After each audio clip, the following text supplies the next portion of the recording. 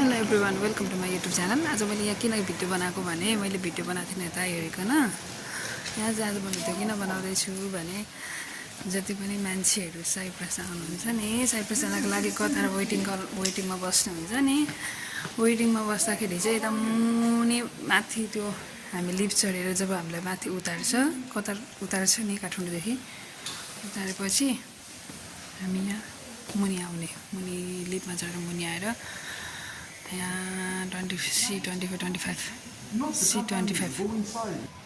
यो C25 लेखेको छ नि हजुरहरूले।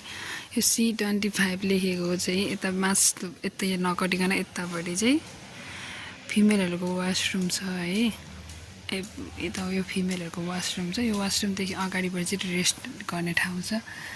तपाईँहरू जति पनि साइप्रस जाँदाखेरि वेटिङमा बस्नुहुन्छ कतारमा, हजुरहरूको लागि चाहिँ मैले यो भनिदिएको है। अनि यहाँदेखि जाने, अनि त्यसपछि यहाँभित्र छ रेस्ट गर्ने रुम। त्यसपछि हजुरहरू कति घन्टा 16-17 घन्टा बस्नुपर्छ वेटिङमा।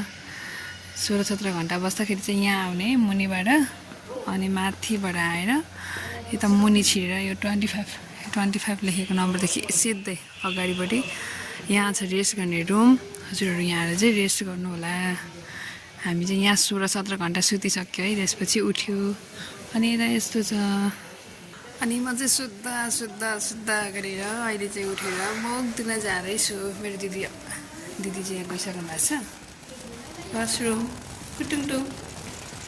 अब वासरुममा त भिडियो बनाउने कुरा भएन साथीहरू, के गर्नुहुन्छ पनि बनाउने म मुख धुँदै ल। यस्तो छ है यहाँनिर चाहिँ कतारको वासरुम। भगवान् 16-17 घन्टा 18 घन्टा सुतेर उठ्यो अनि भिडियो बनाइयो। मैले चाहिँ किन भिडियो बनाएको भने हिजो हामी आएर होइन, तर दिदीहरू हुन्थ्यो, उहाँहरूले म चाहिँ के भन्छ प्लेनमा पनि मार्दै नि त एकदम मार्दै बमिट भयो। अनि त्यसपछि दिदीहरूले चाहिँ एकदम हेल्प गर्नुभयो मलाई चाहिँ। दिदीहरू चाहिँ मिल्ने हुनुहुन्छ साथीहरू होइन, मेरो वहीँबाट आउनुभएको साथीहरू।